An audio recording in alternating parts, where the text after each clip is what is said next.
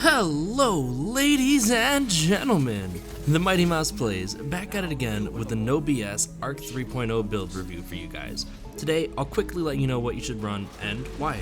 I'll leave some room to add your own flavor and creativity, but I'll make sure you get started with the great Arc 3.0 build for your Warlock.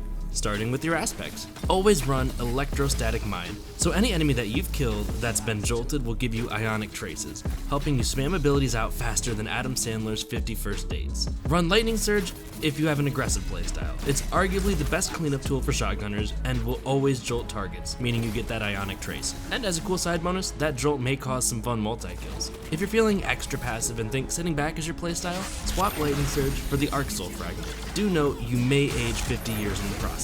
For your fragments, make sure you run the following. The Spark of Shock to jolt enemies. This is going to help with the chaining and will help create Ionic Traces for anyone you hit with your grenade. The Spark of Feedback, though testing this was a little buggy, but it did sometimes give the Lightning Surge the one-shot capability. The Spark of Magnitude, if you want a beefed out pulse grenade hanging around even longer. And the Spark of Recharge, to help you keep spamming all these abilities. Now, both supers are cracked in different ways. The Chaos Reach will shut down supers and is wildly satisfying to use, but Storm Trance now has a buffed landfall and Ionic Blink, shutting down anyone who pushes you, and you can blink your way into getting some pretty cool multi-kills. For your abilities, here's my 2 cents.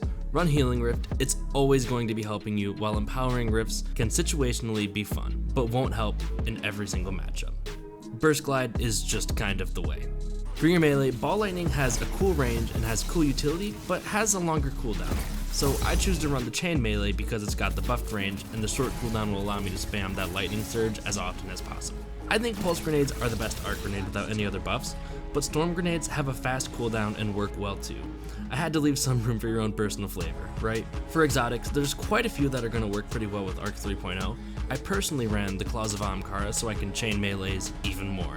But any of these will work well for you too. The Fallen Sunstar will make the Ionic Traces that will give you more ability energy every time you spawn one. The Getaway Artist will allow you to get Arc Souls even when you're not running the aspect. The Ophidian aspect, because I mean, who wouldn't recommend these? The Stormbranch's Embrace is a fun swap exotic which you can put on to get your super energy refunded after, and the Crown of Tempest is an alternate swap exotic that can extend the length of your Storm Trance as you get kills with it.